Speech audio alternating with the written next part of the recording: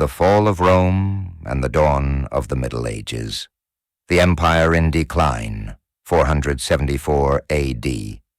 The Roman Empire, once the most powerful force in the world, was crumbling. Civil wars, economic crisis, and invading barbarian tribes weakened its foundations. In 474 A.D., the young emperor, Romulus Augustulus, sat on the throne. But he was merely a puppet. The real power belonged to his father, Orestes, a Roman general struggling to hold the empire together.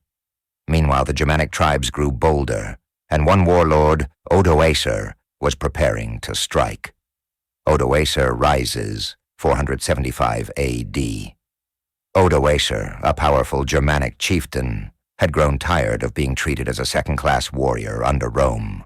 His people, the Heruli, Sciri, and Rugii, demanded land and power.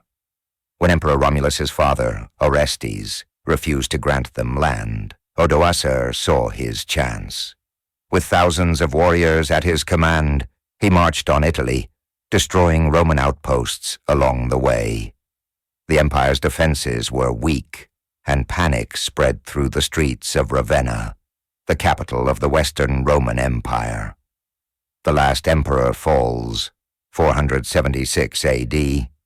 On September 4th, 476 A.D., Odoacer's army stormed Ravenna.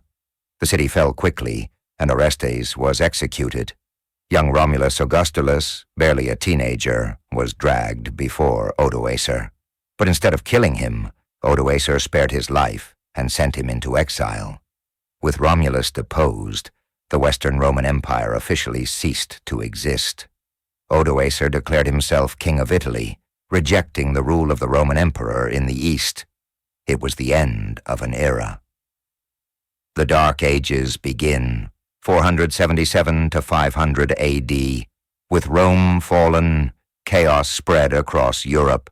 The great Roman roads crumbled, cities were abandoned, and knowledge faded. Powerful warlords and kings carved up the empire's remains, plunging the land into a time of war and instability. The once mighty Roman legions disappeared, replaced by feudal knights and war bands. This was the beginning of the Middle Ages, a time of survival, struggle, and new kingdoms rising from Rome's ashes. A new era rises, 500 A.D. and beyond.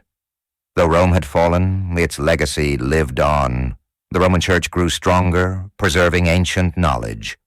The Byzantine Empire in the East continued to thrive, while the Franks, Visigoths, and Saxons built new kingdoms in the West. It was a time of great change. Feudalism, knights, and castles would soon shape the world. Though the empire was gone, its spirit would influence history for centuries to come. The legacy of Rome's fall.